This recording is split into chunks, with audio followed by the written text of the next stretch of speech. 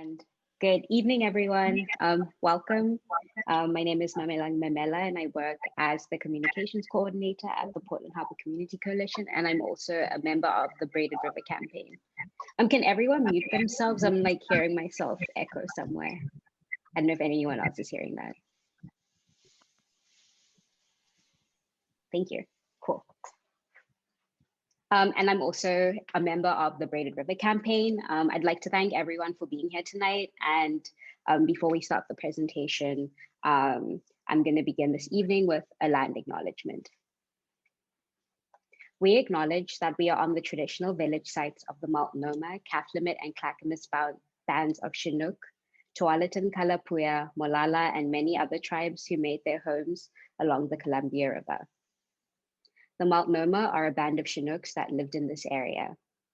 We thank the descendants of these tribes for being the original stewards and protectors of these lands and waters since time immemorial. We acknowledge that Portland, Oregon has 9th largest urban Native American population in the United States, with over 380 tribes represented in the region.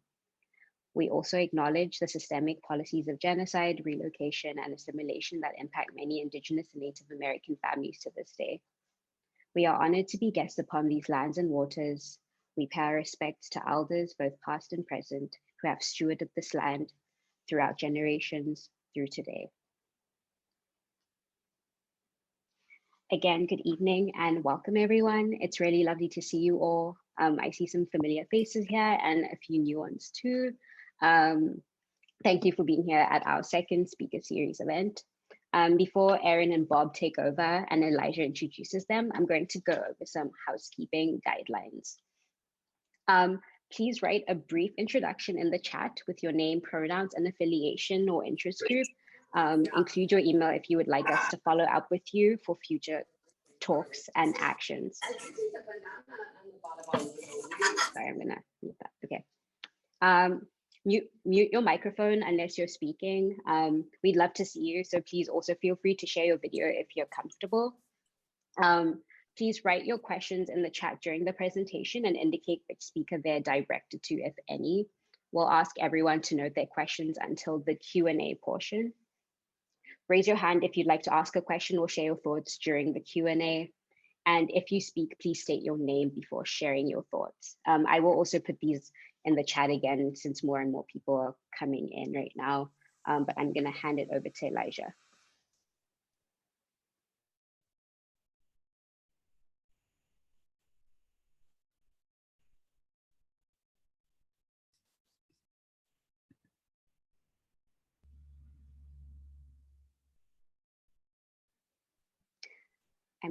Okay. Elijah, are you good? Hey, yeah, did I just freeze during my section? Okay. All right, well, bear with me, everyone. I just looked, my internet is not as good as it was. Hey, everyone, welcome. My name is Elijah Cedas. I use he and him pronouns. I'm an organizer with Portland Harbour Community Coalition, and along with my colleague Mamelang Mamela and Bob Sallinger, also who's a speaker tonight, we're co-founders of the Braided River campaign, which is a grassroots effort to create a new vision for the future of the Portland Harbor. So I want to just first say to everyone, welcome to the second of this 4-part series called Just Transition Portland Harbor. This series is an exploration, so no one here is an expert on this topic. And I want to just call out that this term Just Transition has pretty loaded and it has a lot of meanings, especially for labor organizations and for communities of color. So we use the term carefully, and we use it as an open question, because no one here is an expert on this topic. And in a very real sense, we're talking about something that has never been done before. Right now, we are standing, many of us in Portland, Oregon, which is home to 90% of Oregon's fossil fuels. In the critical energy hub, hundreds of tanks house oil and gas and petrochemicals that go across the state.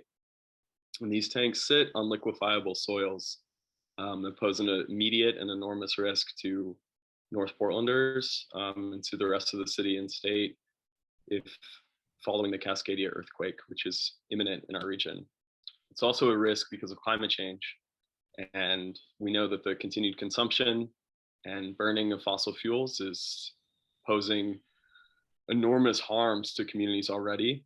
And it will continue to do so if we don't figure out a way to transition our economy and to transition away from this extractive system and this system of fossil fuels.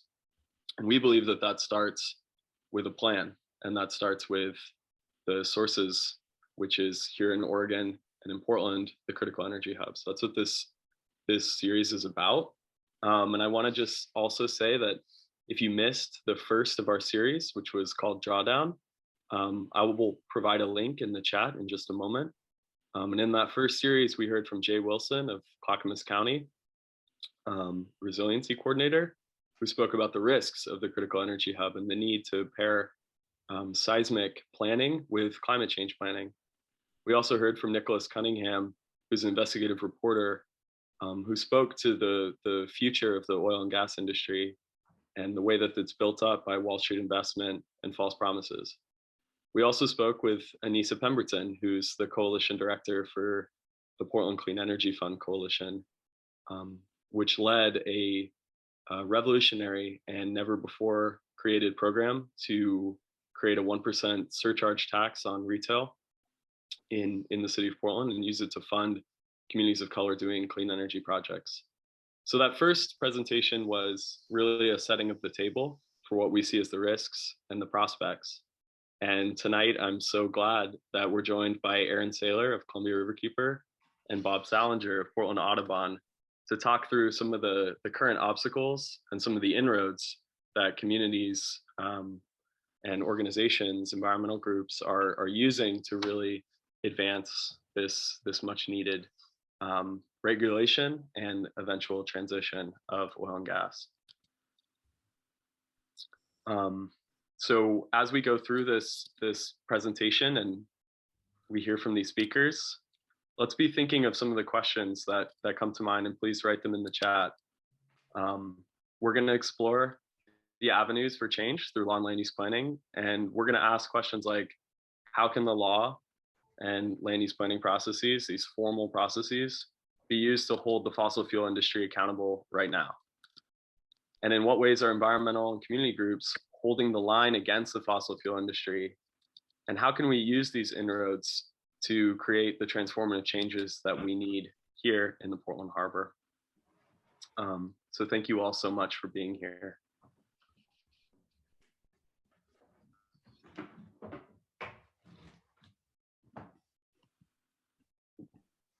Okay, so our first speaker of the night is Bob Sallinger.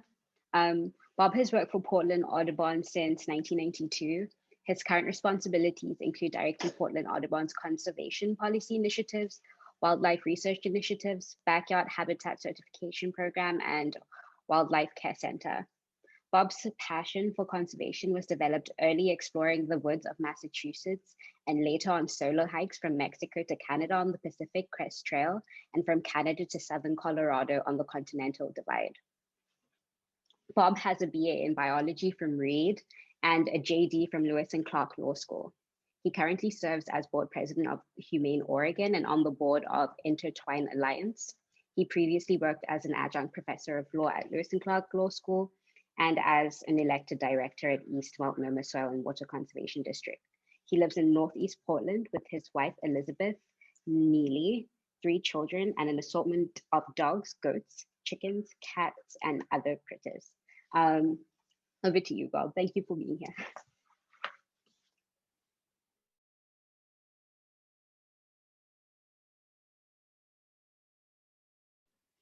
Bob, you're muted.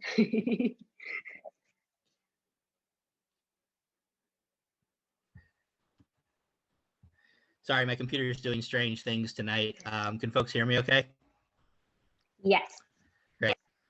So really happy to be here tonight. Tonight I'm going to talk a little bit more about natural resources and how the land use planning system sort of fits into this paradigm that we have in the North Reach, this place that is incredibly contaminated, degraded, and stagnated, basically fixed in a lot of ways within a paradigm that we've had a hard time getting out of.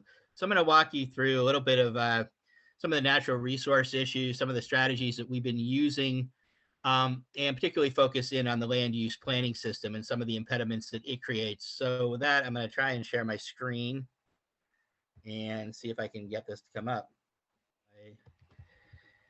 It is not coming up here.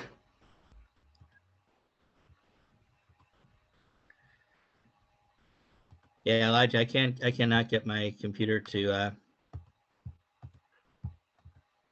bring up the presentation. If need be, we can start with Erin, and then we can share your presentation.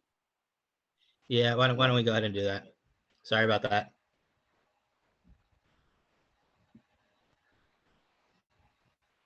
No worries. I'll introduce Erin just so that everyone knows who she is before she starts speaking. Okay. Erin Saylor is a staff attorney with Columbia Riverkeeper, a 2008 graduate of Lewis and Clark Law School. Erin started a career as an enforcement attorney at the Environmental Protection Agency in Washington, D.C. She joined Columbia Riverkeeper in 2019, where she focuses on protecting the Columbia from frack gas, oil by rail, and other fossil fuel infrastructure. Hi, thank you all. I'm excited to be here with you tonight, and I'm excited to, well, I'm nervous to go first, but I can step up to the plate here. So tonight I'm going to be talking to you about some of Columbia Riverkeeper's successes that we've had fighting fossil fuel terminals along the Columbia, and how we can take the lessons that we've learned there and apply them towards making transition in Portland Harbor area. So let me see if I have better success with my screen sharing. Oh, did it work already? Wow. Yes. Wow, I was expecting more trouble. All right. So this shows some of the successes that we've had over the last decade on the Columbia. As everyone knows, the Western North America has huge fossil fuel reserves, and unfortunately, the Columbia River is a convenient route for fossil fuel companies to use to ship those dirty products to Asia. So after the last decade, we've seen about over the last decade, we've seen about a dozen fossil fuel terminal export projects pop up along the Columbia River. And by building strong partnerships and community groups, tribal nations, local businesses, all coming together, we've defeated nearly every single one of them, which has been great. But the successes that we've had here have largely been with new facilities that weren't constructed yet. They were in the permitting phase, in the proposal phase, which is a very different place than where we are with the existing terminals that we have within the city of Portland. So there's definitely more of a challenge to fight an existing terminal than a new terminal. So with these newer terminals, typically the local, state, federal permitting processes all have a public notice and comment component to it. So there's a lot of opportunity for the public to weigh in, for community groups to come forward, to voice opposition to their legislative leaders, and to get these projects shut down before they move forward. Unfortunately, with Portland Harbor, we have facilities that have been in place for decades and are operating under city approvals and state permits that have been in place for just as long. So instead of open public permitting processes like we had for a brand new facility, often these older facilities are able to make permit modifications behind closed doors without public notice or comment. And this means that we need to find more creative ways to stay informed of what's happening, but also find ways to challenge them. So one example of this is the Global Partners Columbia Pacific Biorefinery, which is some great greenwashing in Clatskanie. This so-called biorefinery was originally constructed as an ethanol refinery. In 2012, the company reached out to the Oregon Department of Environmental Quality, DEQ, and asked for permission to start transloading what it called an incidental amount of crude oil by rail. So they were calling 50 million gallons of crude oil per year, or sorry, 50,000 gallons of crude oil per year incidental. So DEQ quietly granted this modification without any public notice or comments, Global started handling crude oil by rail. Now, just 2 years later, by 2014, Global Partners was facing a DEQ enforcement action because it had started transporting 6 times this incidental amount that it had required or requested permission to handle. As part of the enforcement action, DEQ required Global's air permit to include the higher crude handling limits that it was actually handling instead of what it told DEQ it was going to handle. So also around 2017, Global entered into a contract to purchase, I don't know if you can see my cursor, but these PGE tanks up in the top left corner of the picture. So right along the river here, that is the Columbia Pacific Biorefinery. And up in the top left are a number of tanks owned by PGE, which they're no longer using. So the 2 companies entered into a contract where Global was going to purchase those new tanks and use them to store crude oil. After a lot of pressure by Columbia Riverkeeper and our allies and groups, we pressured PGE to back out of that sale. So that did happen in May of last year, which was a great, great victory. But unfortunately, that same summer, last summer, DEQ was going through the air permit renewal process for this facility, and they decided to keep those tanks in the permit, as well as keep the crude oil in the permit, even though Global had said that they are no longer handling crude, they're going to handle biofuels instead. So we raised a big stink about this. A lot of groups raised a big stink about this during the public comment period on the permit. And DEQ issued the permit anyway, with both those tanks in it and the crude oil. So we've filed something that isn't used very often, but there's an opportunity under DEQ's regulations to file what's called a petition for reconsideration, which basically is just what it sounds like. You ask the agency to reconsider some or all aspects of the permit going forward. So we specifically asked for, excuse me, 2 things. We asked them, 1, to remove the crude, because if they're really no longer handling it, they don't need a permit to handle it. And then secondly, those PGE tanks, since that sale fell through, those tanks are not a part of the facility and they have no business being in the permit. So DEQ typically ignores those petitions for reconsideration. But here we did manage to get them to remove PGE's tanks from the permit. So that sounds like a really small nitpicky thing, but in the grand scheme of things, those tanks would have doubled the capacity for Global Partners to store crude oil or any product. And even though the sale had fallen through, who's to say that they wouldn't have entered into another contract, a year from now to add all of that capacity back in again? So having those tanks removed from the permit was a pretty big win. So again, they're still have crude in their permit, but it's just with these existing facilities, the best that we can do is really just continue to chip away at their expansion abilities through these existing permitting processes. So the big one, let's see, that everybody knows about, and I'm sure we'd love to hear about, is the Zenith Energy Terminal Holdings. So Zenith, as I'm sure most folks know, is down in the central energy district down here on the river. So Zenith, I don't want to get into too much background because I think a lot of the folks here are familiar with it. This facility was originally constructed in 1947 as the Wilbridge Asphalt Refinery. They has a 39-acre site, 84 tanks with a total capacity of 1.5 million barrels. The asphalt refinery ceased operations in 2006 and was officially closed in December 2008. Zenith's predecessor, Arc Logistics, came in 2013 and started using the facility to refine crude oil.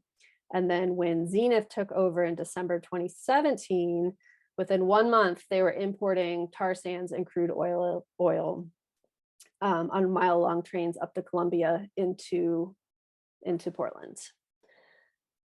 I think I have. So this is a picture of the most likely route that these trains are coming in to the city. The thing about Zenith is when they came in, no one really knew, not even the state regulatory agencies, that Zenith had started handling tar sands until these trains just started coming through. I don't have to tell the folks listening here how dangerous these trains are. We saw with the Mosier train derailment in 2016 out in the gorge that the trains are highly pressurized. If they do derail, there's a great likelihood that they could catch fire or explode. And if that happens in one of these closely highly populated areas within Portland, that could be truly disastrous. So Zenith, they shortly after they moved in, well, let me step back. So they inherited from their predecessor a number of building permits to construct 3 new rail racks. They built those rail racks in 2018. At the time, they promised Oregon DEQ that that would not result in any additional throughput, but it did increase their capacity from unloading 12 rail cars per day to unloading 44 rail cars per day. And then as DEQ recently informed Zenith, their input or their throughput has actually increased 11-fold since they had those new rail racks in place. In addition to that, they have been trying to develop what they're arguing is going to be entirely a biofuels project. They've been working on trying to expand for this biofuels project for a couple of years now. Originally, they wanted to build 3 new pipes running from Zenith's facility under Northwest Front Avenue to the Chevron dock, which is the dock that they typically use to move the crude out down the river. That was kind of an interesting process. We discovered that Zenith has something called a franchise agreement, which is basically an agreement with the city that lets them operate infrastructure underneath the city road. So, we spent a lot of time looking into that and, reaching out to the city, sending a bunch of letters, really putting pressure on the city to deny them the ability to build those tanks pursuant to the franchise agreement. And ultimately, that is exactly what the city did. The city decided that since Zenith couldn't prove that those new pipes would ever be used for anything other than renewable fuels, that since they could potentially be used for fossil fuels, that could be considered an expansion, which is contrary to city policies. So since Zenith was told they couldn't go under the road, they decided they were going to go over the road and build 3 new pipes over the road into McCall Oil's facility across the way. That required a Greenway review, which once again put the issue of whether Zenith's facility expansion efforts fell within land use law before the city again. So with that application, basically the city came back and said, hey, look, we just told you through this franchise process that you really needed to prove to us that these pipes weren't ever going to be used for fossil fuels. So we're going to ask you all those same questions now through the Greenway review process. Ultimately, I guess Zenith decided they didn't want to deal with that, so they withdrew that application.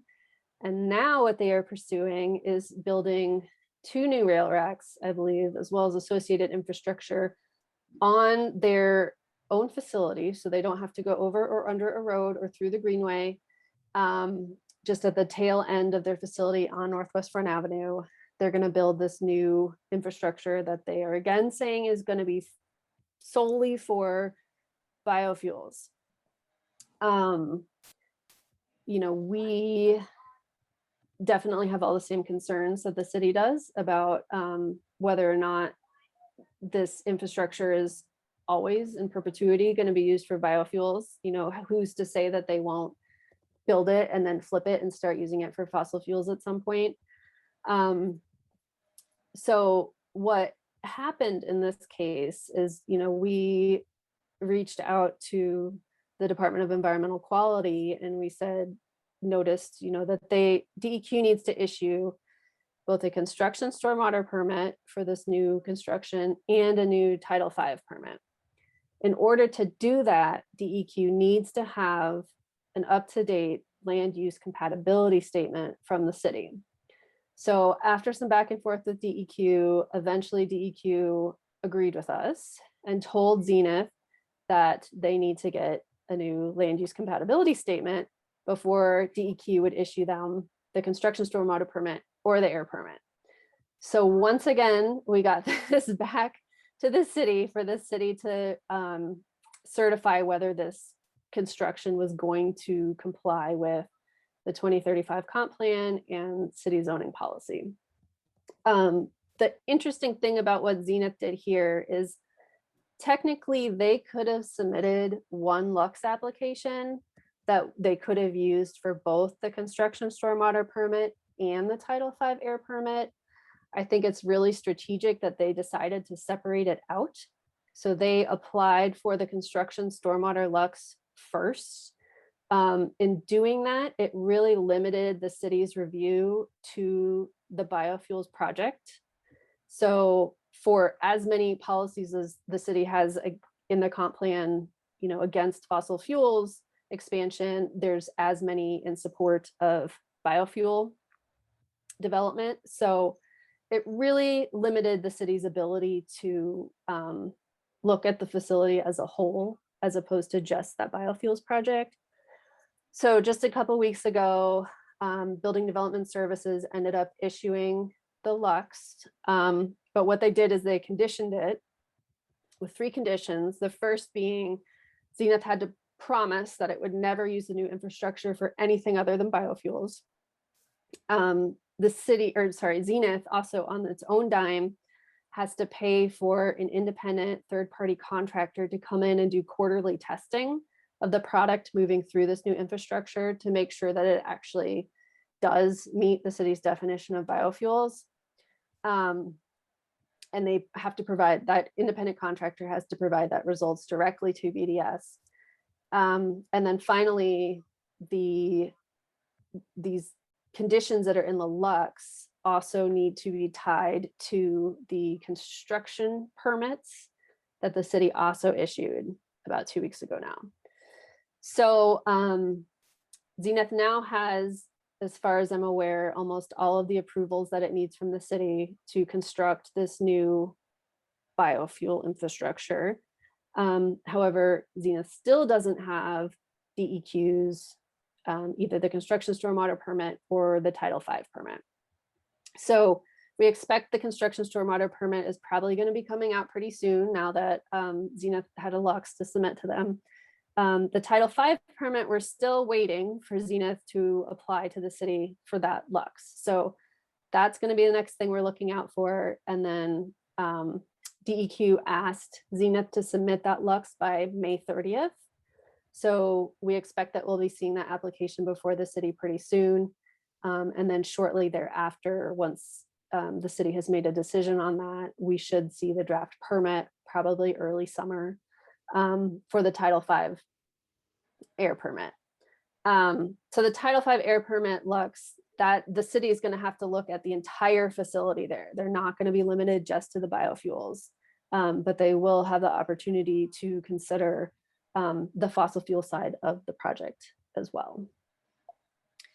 So I feel like I've been rambling and I've probably gone over my time, but those are just some thoughts that I had, so you can see that it is a very different challenges that we face with these existing terminals. It's not as straightforward. We have to really dig in. We have to continually nag the agencies for information, what's happening, have they submitted an application? Because in a lot of these decisions that the agency is making, they're not open for public notice or comment. So we have to figure it out on our own, what's happening, and kind of insert ourselves unasked for our thoughts. But we're doing the best we can. And I think all we can continue to do is just to keep chipping away at these facilities. And hopefully at some point they'll just give up and move on.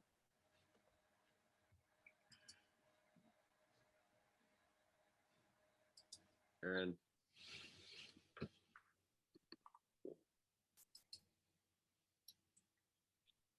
So just a reminder to folks to please post your questions in the chat and we'll take them at the end.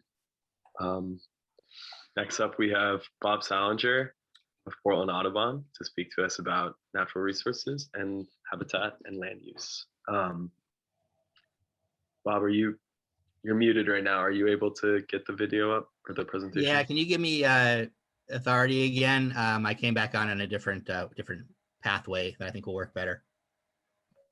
Yes, of course. Okay, Bob, you should be able to.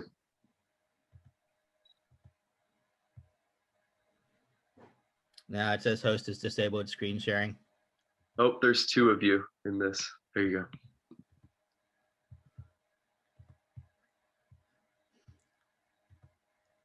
Hey, all right.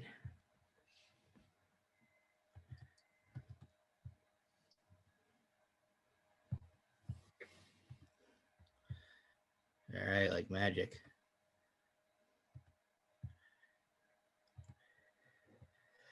All right, can you all see that now?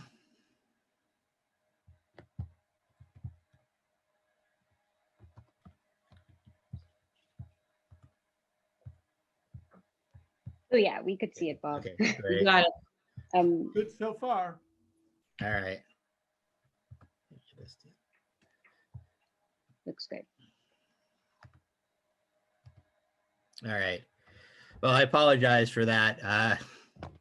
I've had relatively good luck with Zoom for a while, but I guess my luck has run out.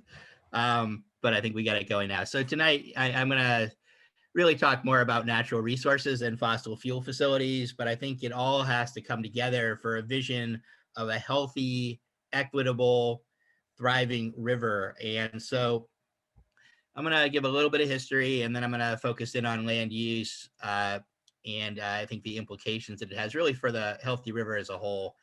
So, when we think about the North Reach, we're talking about the most degraded section of the Willamette River.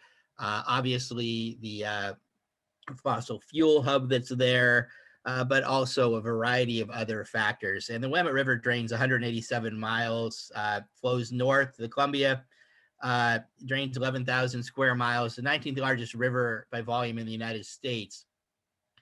And when I think about our Portland Harbor, what I really think about is this area really from the Broadway Bridge north to the Columbia, and then also the area around the bend as well, Terminal 6 along the shoreline, and then West Hayden Island, which is a natural area, but which the port for the last 40 years and others before them have tried to convert to industrial use. We call this a sacrifice zone, and that's our proper term for it. We really have treated the Portland Harbor area as a sacrifice zone, but it's still a place with amazing biodiversity. And every salmon that uses the Willamette River system, that 187-mile system, has to pass through Portland Harbor, both coming to and from the sea. And what we're subjecting them to is this incredibly degraded, toxic area. We also have other amazing biodiversity in this area that is imperiled by the way we have developed it. And I think about the peregrine falcons on the St. John's Bridge, a formerly listed species that has nested on the bridge since 2000. We have collected their eggs and found that they have very high levels of contaminants in their eggs. That's because Portland Harbor is so contaminated. In fact, birds at this site had the highest levels of dieldrin and DDT of any peregrine nest site in the Pacific Northwest when they were tested around 2000. And what is the area around this bridge contaminated with? Well, dieldrin and DDT. So, among many other things.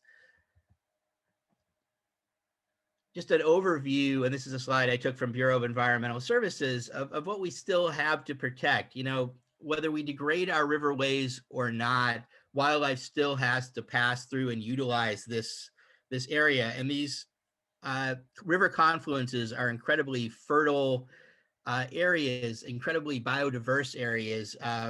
Wildlife, historically, this would have been considered a hotspot for wildlife. But the same things that make it so attractive for wildlife also make it attractive for commerce. And so we've tended to put our harbors in these incredibly important biodiversity areas. But what do we have in Portland? 71 fish species, 20 amphibian species, 16 reptile species, 78 mammal species, and 229 bird species that pass through our city. That's an incredible amount of biodiversity. In fact, when we think about biodiversity for birds, Oregon is one of the most biodiverse bird states in the country. It's in the top 5, and a huge number of those species pass through Portland and pass through Portland Harbor. They follow the riverways in many cases. For a salmon, they have no choice but to go through the river. And this is, when you think like a salmon, this is what you should be thinking like. When a salmon goes to the sea, what it needs is shallow water habitat. They need it to rest, forage, get away from predators. And so they're looking for this. This picture was taken at Ross Island. And this is really the last good habitat that a salmon will experience on its way to the ocean. After this, I'll show you some slides, but this is what it needs. And they need this about every quarter mile. If they don't have good shallow water habitat, they tend to move through quickly. They get to the ocean too fast, they're too small, and they get eaten by something. And so in order to recover a species like salmon, you want something that is shallow water habitat, good shallow water habitat, about every quarter mile along the riverway. It's an oversimplification.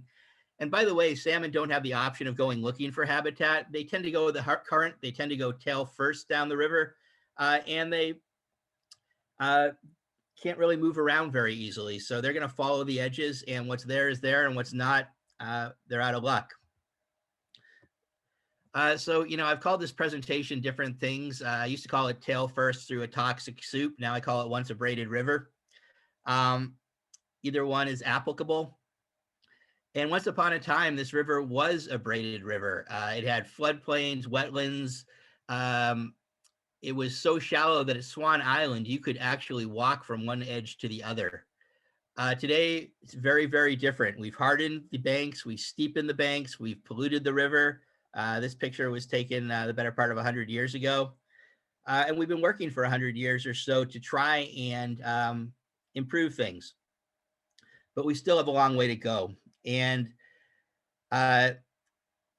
this is what we've done to our river. We have steepened the banks. This is the river wall downtown, and hardened them and dredged the river.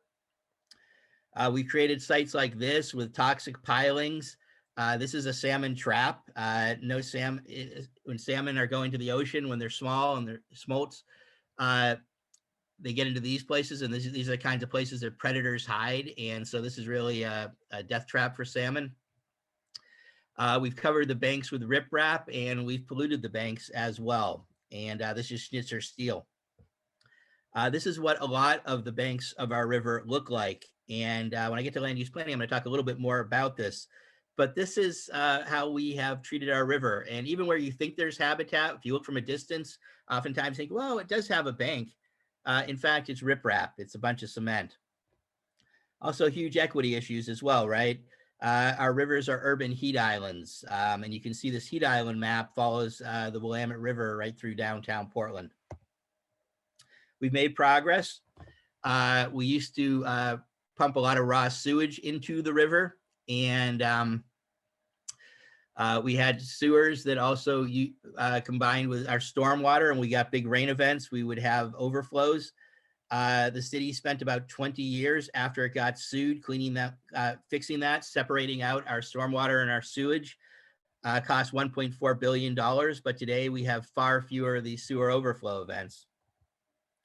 That project went from 1990 to 2011. Of course, I think everyone in this meeting is probably aware of Portland Harbor Superfund as designation reserved for the most contaminated sites in the United States, the most complex contaminated sites. And Portland Harbor is one of the biggest and most complex sites with over 150 different polluters, covering more than 2,000 acres. We're 20 years into the cleanup process, and we probably still have another 20 years to go.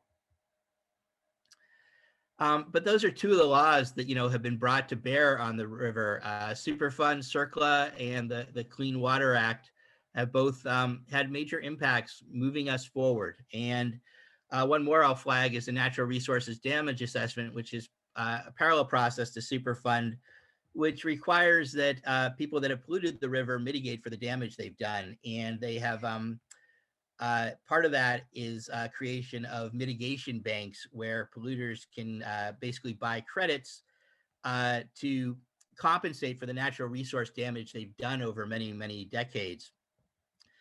This site is at the tip of Sauvie Island. You can see a before and after shot where a company bought this site up, restored it, and now in order for some of the polluters on the river to pay for the damages they've done, they can pay into this site. And this is a big piece of the puzzle in terms of recovering our river and restoring it to health. So let me switch to land use planning. That's by way of background, but I think when we talk about land use planning, it's something that puts people to sleep oftentimes. Land use planning oftentimes gets a yawn, but it's a really, really important thing to understand if we're going to talk about a just transition and how we're going to eventually transform our river over time.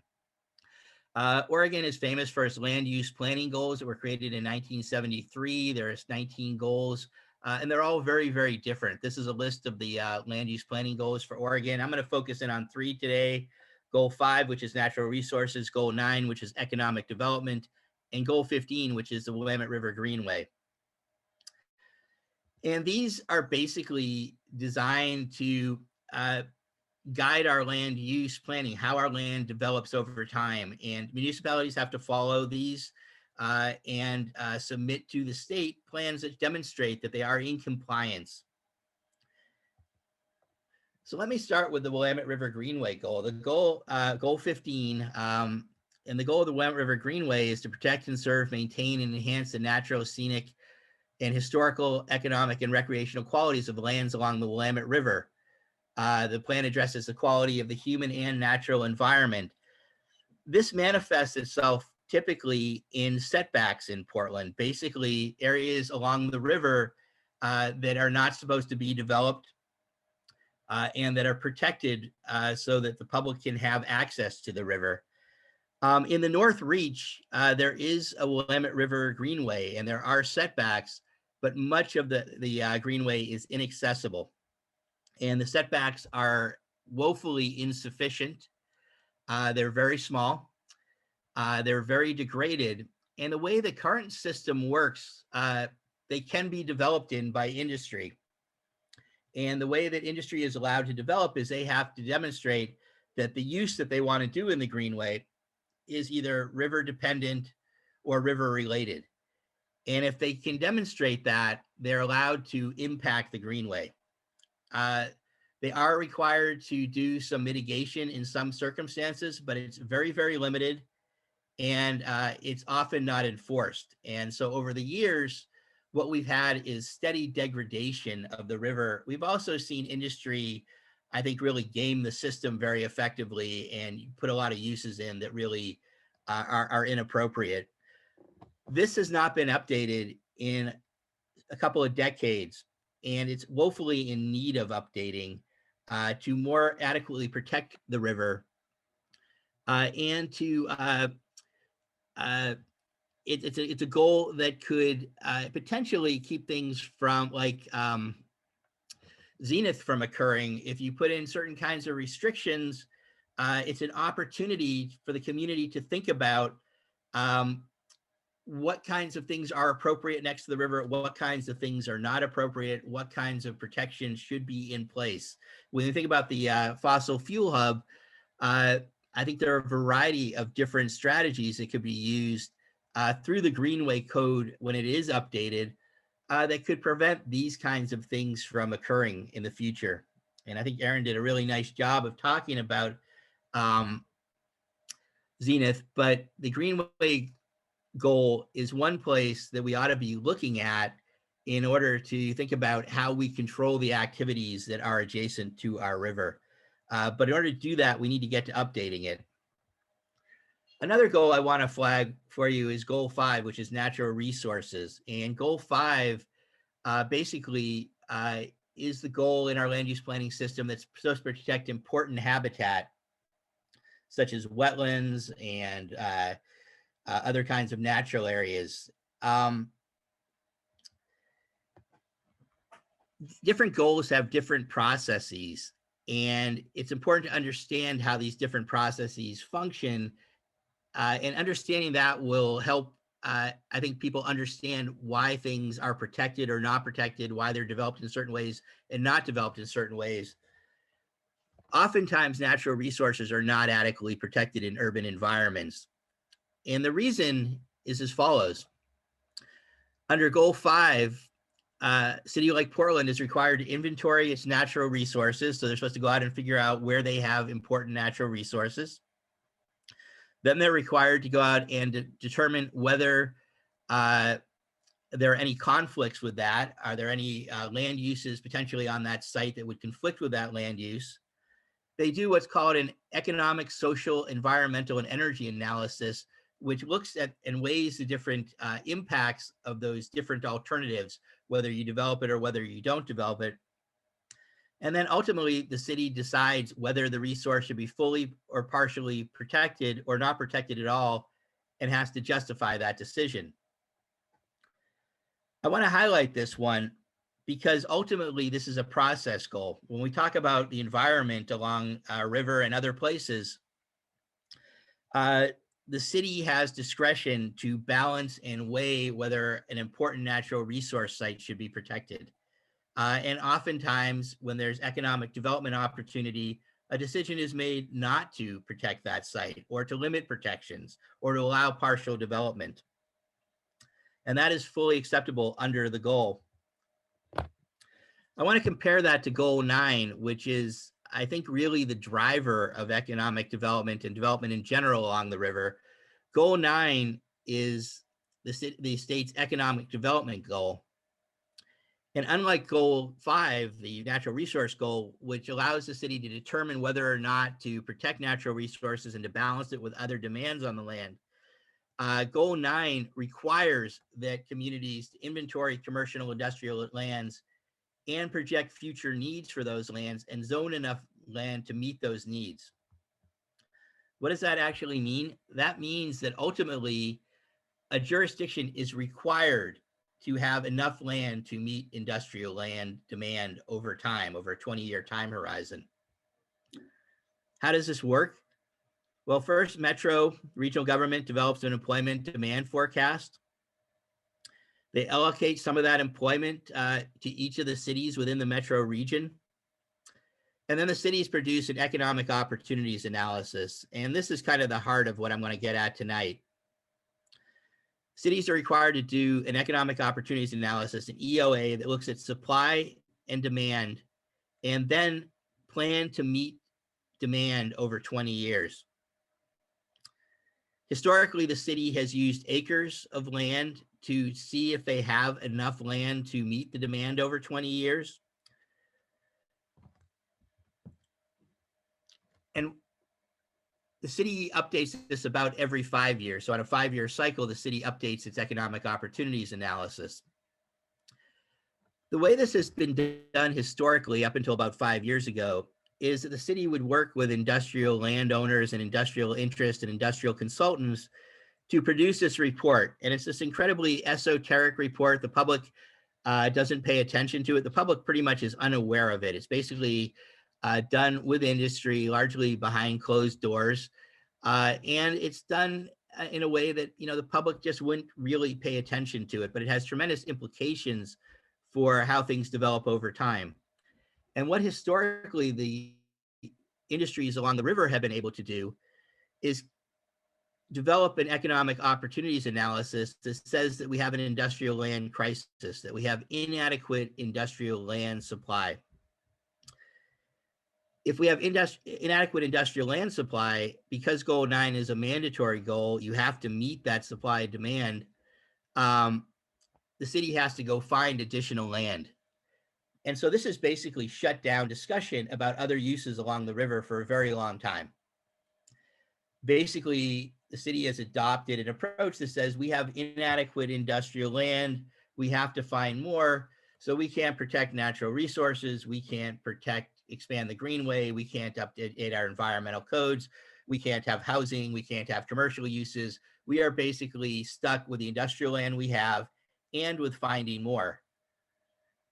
What the city has not done is really, in my mind, look deeply enough at whether this industrial land crisis is real. And secondly, whether there are opportunities that are being foreclosed. And finally, what kinds of jobs we really want. What kinds of industry do we want?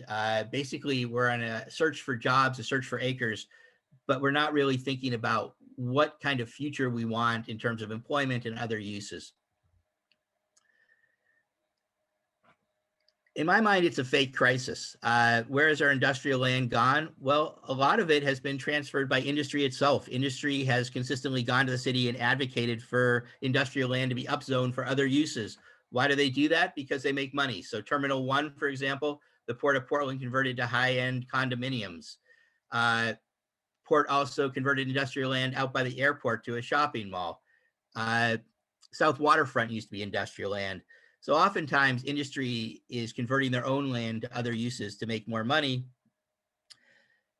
What has the crisis meant, the industrial land crisis meant for our community?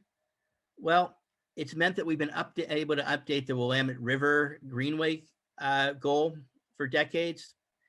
It's meant that we've been unable to implement things like the tree code in the industrial area. It's fueled political opposition and business opposition to cleaning up Portland Harbor. And it's led to an endless quest for more industrial land, to find new industrial land to meet this crisis, this demand that we believe we have. And so efforts to convert places like West Hayden Island to industrial use. It's basically kept us from developing a new vision for the river. And that reached its peak in 2010. The city worked with the community for a decade to develop a new vision for the river. By today's standard, it was pretty meager, but at the time, it was actually a pretty decent step forward in terms of how we wanted our river to develop. Huge community involvement. City Council adopted that plan in 2010 after close to a decade of work.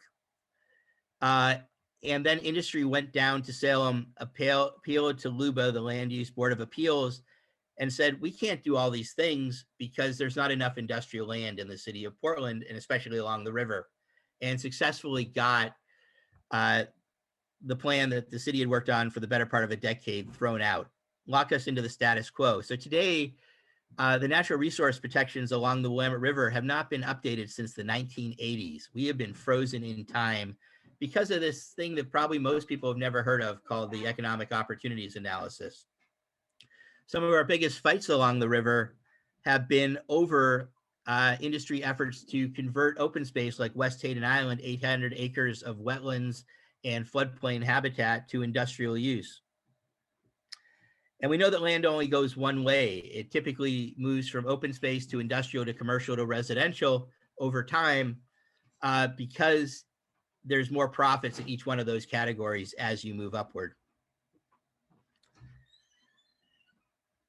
But is there really a crisis? No, in my opinion, there's not.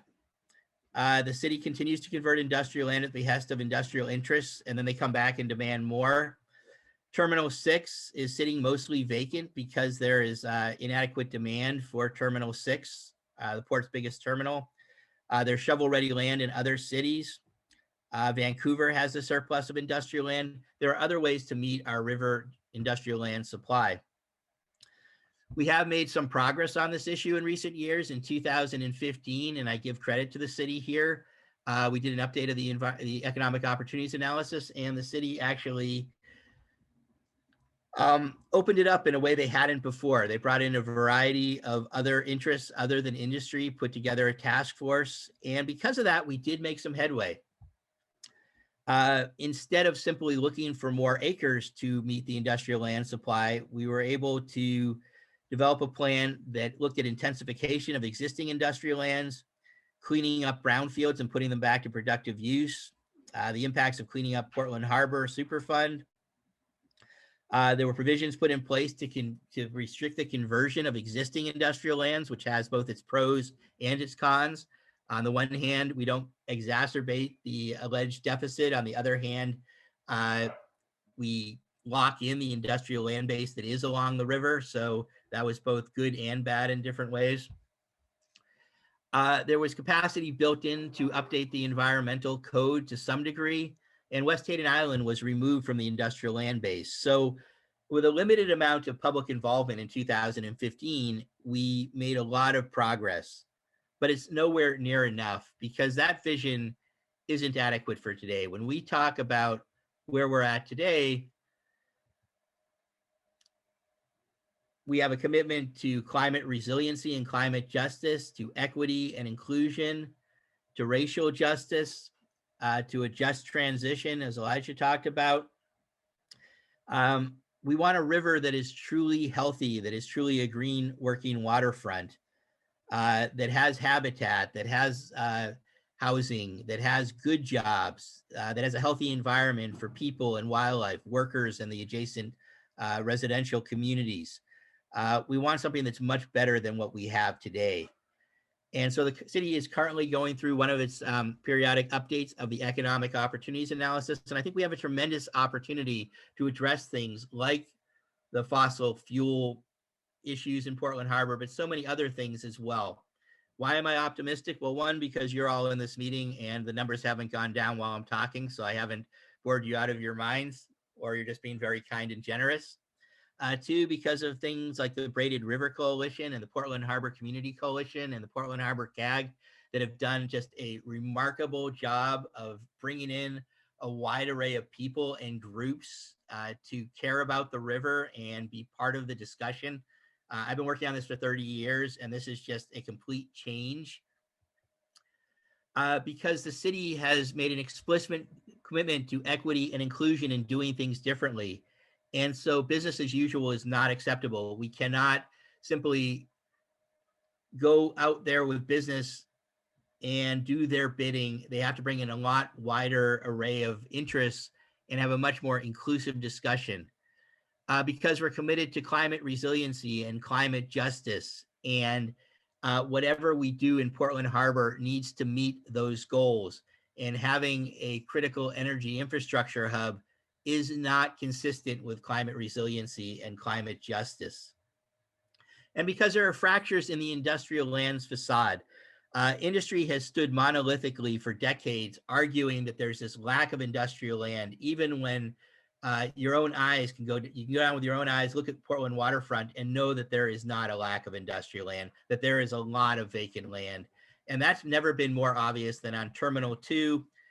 Despite this argument that we have a lack of shovel-ready industrial land on the river, Terminal 2, the port's Terminal 2, which is near the Fremont Bridge, just north a ways from the Fremont Bridge, 50 acres of industrial land has sat vacant for years and years and years. And a couple of years ago, they announced that they wanted to put a baseball stadium on it. Baseball stadium is not an industrial use. They want to put condominiums on it. They want to put commercial on it. And the port, after decades of arguing that there was not enough industrial land, was forced to admit, in fact, there was enough industrial land. In fact, they have more industrial land than they need. And I give the port and their director, Curtis Robinhold, a huge amount of credit for finally admitting what I think has been obvious to a lot of people for a long time, which is this crisis really isn't a crisis after all.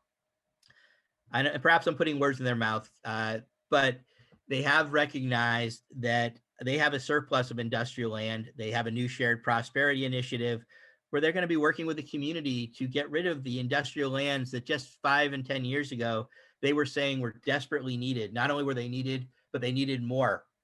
And so it's a very exciting time where we finally have industry admitting, at least some in industry admitting, that this industrial lands deficit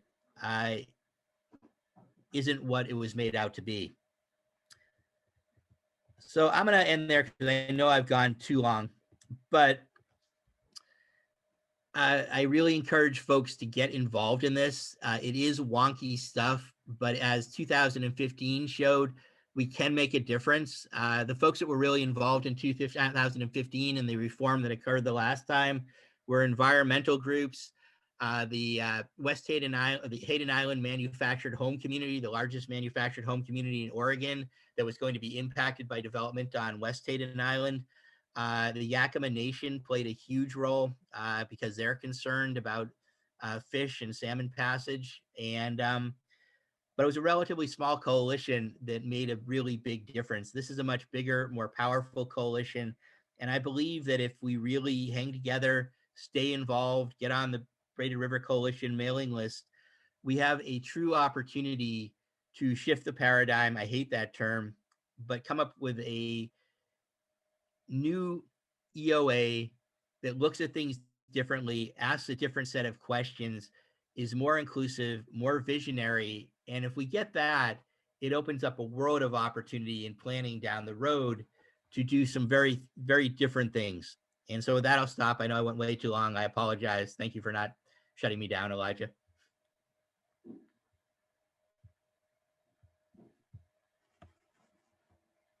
All right. Thank you, Bob. I have to say, I did laugh just since you called me out for not shutting you down. Although Mama Long is the host, so she would be the one to shut you down now. But I did laugh when I saw the about 10 or so slides you had left. That's awesome. You have a lot to say. So folks, let's please raise your hand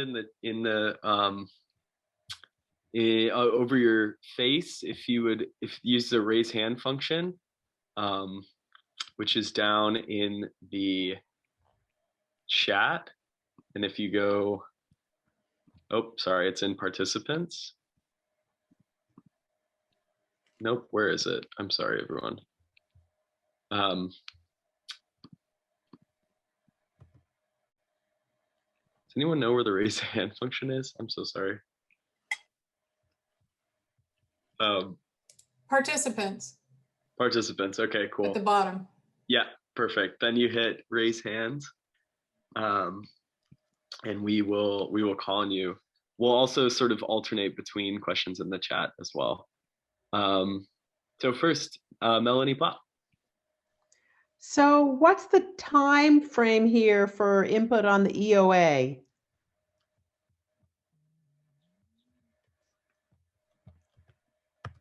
Sorry. It's starting now. And, you know, again, credit to the city. They've been meeting with the Braided River Coalition on a monthly basis. There have been some challenges, but I think the city is trying to work with the community to develop a different way of doing things. And we're working with them now to figure out what kind of public input there's going to be, what kind of public involvement. It should look very different, but really it's over the next year. And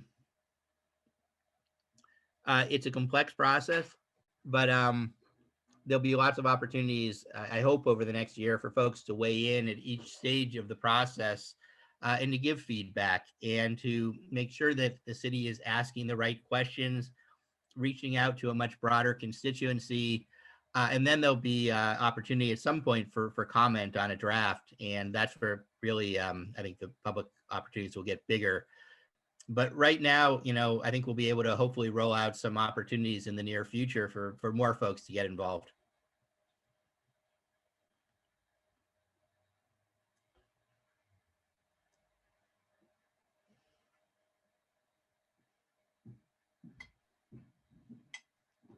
Right. Thank you, Melanie, and thank you, Bob. And I just wanted to share that I put in the chat a fact sheet that Raid River Campaign has worked on. We're trying to kick this process open, and we'd love for folks to join us. There will be some public participation opportunities coming up soon, and we're actually in the process of collaborating with the city of Portland to figure out what that will look like.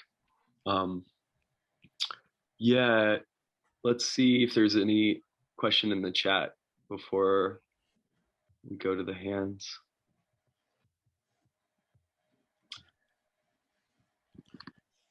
So this is one from Jan. How do land use planning processes get updated? What is that process? It varies. The city has a comprehensive plan, which is the long range plan for the city, which was updated for the first time in decades in 2015. So that's kind of the big roadmap. It can be amended, but a big comprehensive review, that doesn't happen very often. It'll be a couple of generations probably before a big update happens again. Something like the economic opportunities analysis is updated every 5 years.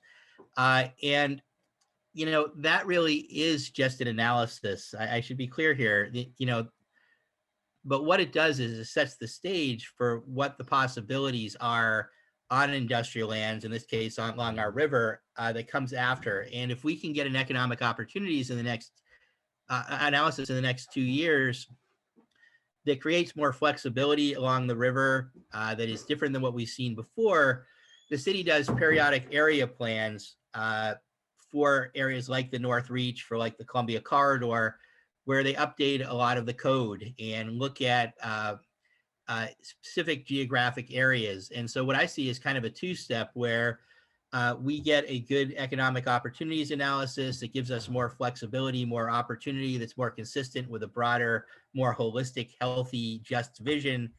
And then we'll come back after that and do a North Reach plan that will update code, potentially update the comprehensive plan. That'll be a multi-year process as well, but that's the second step where we really get to think about what the vision is going forward. So the economic opportunity sets the stage. The river plan will actually build the vision. I don't know if that makes sense to folks, but it's part of the challenge of land use planning that these things take a long time and they tend to be iterative, and there tend to be a variety of different plans that intersect with each other. But in the case of the Willamette River, in the case, if you're concerned about the fossil fuel hub, the two-step would be first to get a good economic opportunities analysis, and then second to work with the city on a plan for this area of the river. Does that help answer the question, or that just confuse everybody more?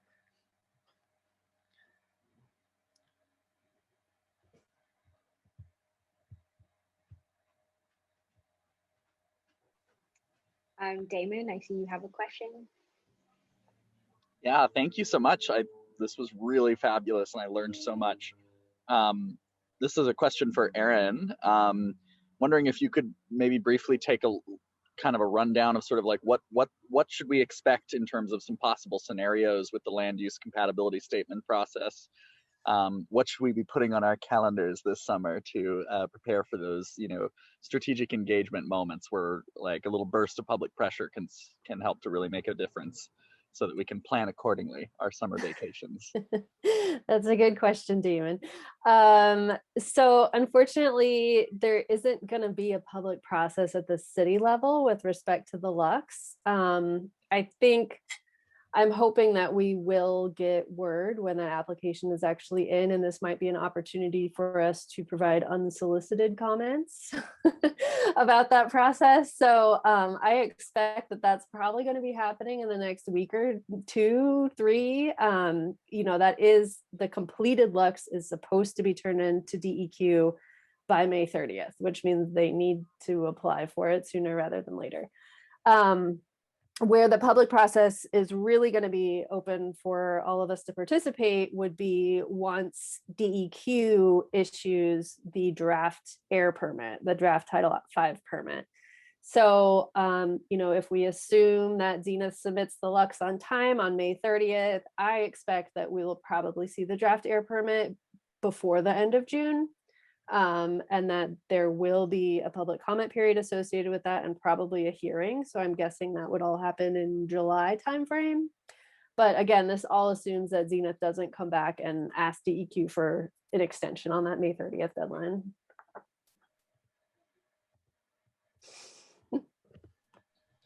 I'm just gonna put a plug in to, and sorry everyone, I've been sidebarring some of these things, but as thinking about organizing on this, the target for Zenith, with respect to this land use compatibility statement, is as Erin said, the Bureau of Development Services is going to make that decision, and it's not a public process. And so, but the thing is that Bureau does have a publicly elected commissioner, and that commissioner is Dan Ryan.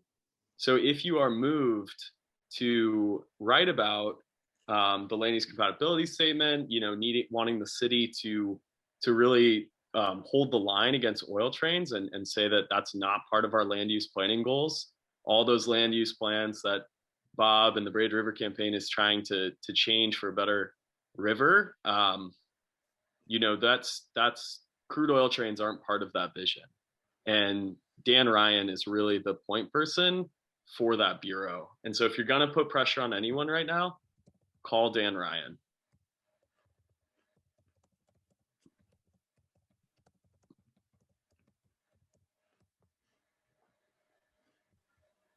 Melanie has another question.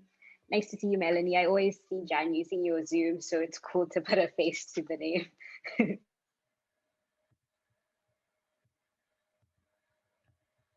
Melanie, you're muted. Thank you. Sorry. This question is from Amalung and for Elijah. Often when we have comment periods, say for a large fossil fuel infrastructure, someone who's really smart runs comment writing workshops and really organizes us to give our input into that comment process. And I wonder, is that going to be Breach who will do that for the EOA? Have you thought ahead to writing some comment writing workshops or doing things along those lines so we can be as informed as possible? Check. I'll let you take it, Elijah. Yeah, so that'll be with Braided River campaign. And okay. We've done, at the end of the last webinar, we just had a simple template letter to send to the Bureau of Planning Sustainability saying you support the sort of goals of a new paradigm, a green working waterfront, just transition in the Portland Harbor, and that the EOA should reflect that. But we don't have yet a process for community engagement in the EOA.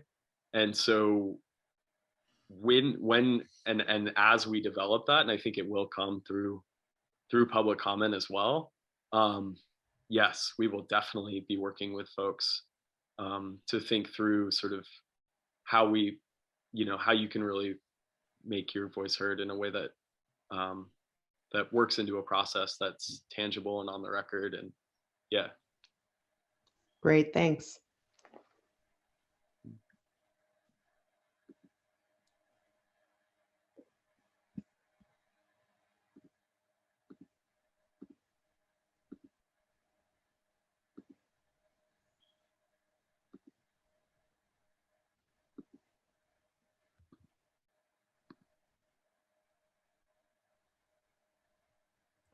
So I have a question for Erin. I don't see any in the chat or any hands raised. So Erin, through some of these fights that you were talking about, where it's an existing facility starting to maybe flip what it's using or expand it on its existing footprint, what are some of the biggest sort of what are some of the changes we should be looking out for with some of these facilities? And then maybe following that, what are some of the ways that we can sort of start to push back? Like, do we have more of a set of processes we can fight in, like we have in the past with these permits? Yeah, that's also a good question. And, unfortunately, with these existing terminals, I think you kind of have to look at the circumstances of, whatever the situation is before with that facility. So, like with Global Partners, we had that sale of the PGE tanks. We fought that, and then we had the air permit process, and so we fought there. And I'm sure there's going to be another opportunity. The air permit renewals come up every 5 years. Whether DEQ actually gets to them within that 5-year period is another question. And then with Zenith, we've really spent a lot of time kind of figuring out the different land use processes that are involved there. So, that's been very situation specific as well. We figured out the franchise agreement and we inserted ourselves there. And then we figured out that they were going to need a new land use compatibility statement. And so we inserted ourselves there. And so it's really just kind of figuring out, what are they trying to do? What permits are they going to need in order to do that? And, if there isn't an opportunity for public process, how do we kind of create that process? There wasn't a public process for the franchise agreement, but we figured out what was going on and just submitted unsolicited comments, and it does, like, even though they're unsolicited, it sends a message to the decision maker that there are groups out there that are following this. And if we make really good arguments to them and they choose to ignore those arguments, then there is a litigation risk that they're facing by going forward with whatever the permitting decision is. So those unsolicited comments are not necessarily all for naught, especially if they're really well researched and they're really grounded in some sort of legal reason why you think that the regulatory agency shouldn't be issuing the permit or the franchise agreement or the land use compatibility statement or whatever it is. It really puts pressure on them that, if they don't issue it, potentially they're facing suit from the company. And if they do issue it, potentially they're facing suit from all of us out here watching them and keeping tabs on them. So, it's really just doing the best you can to keep up with what it is they're trying to do. And I think that's why these coalitions are so great. All of us working together, we get the information, we share it, we come together, we try to figure out how can we fight this. And, it's all of our voices together that are really, I think, what is the tipping point in a lot of these. If I could add one more thing to that too. One of the things we really need over time, and it's very labor intensive, but is somebody to really track permits. And, we got lucky on Zenith, right? I mean, we could have easily missed that. We got lucky on Pembina propane as well. It's easy to miss these things. And, every single facility on the river at some point went in, right? And bad stuff continues to happen. And so, if I had a bunch of money, one of the things I would do is hire somebody to just track all the permits and track compliance. We know that many of the industries on the river have had environmental mitigation that they were required to do that does not exist. When you go up and down that river, very, very little restoration. Where is it gone? Are they out of compliance? If they're out of compliance, they shouldn't be able to get their next permit. The condition of your next permit should be compliance with your past permits, but no one's holding their feet to the fire because no one's putting in complaints. So just something to think about. I think when we think long range, we got to think about things like that, because a place like Portland Harbor is going to take constant vigilance. And if we had that, we could have, I think, a profound impact.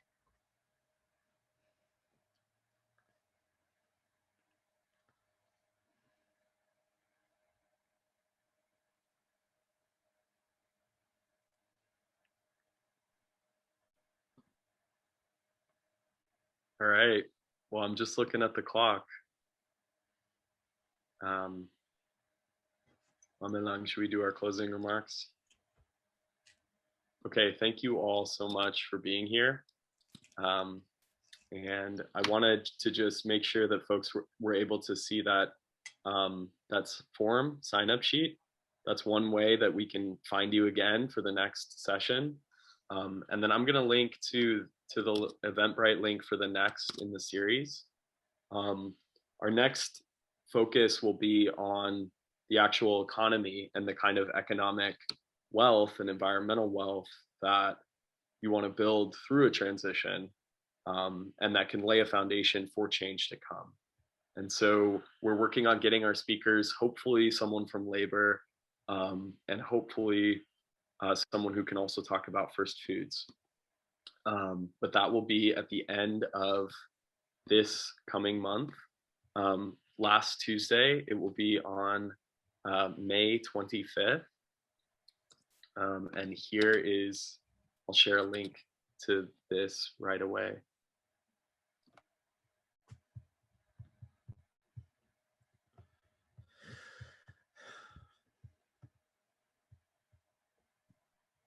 And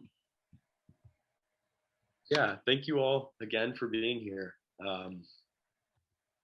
It's a pleasure to see you all, and please do join the Braided River campaign if you want to think about this broader vision for our new paradigm for the future of the Portland Harbor, the fossil fuel hub, the Willamette River. We really see it as a deeply hopeful activity, and we think we're going to win. And we think if we win, we're going to get a vision for a Green New Deal in North Portland, and that's going to be amazing. So hope you all will join us in that fight. All right. Thanks, Elijah. Thanks, Thank you, everyone. everyone. I'll stay on to Thank you.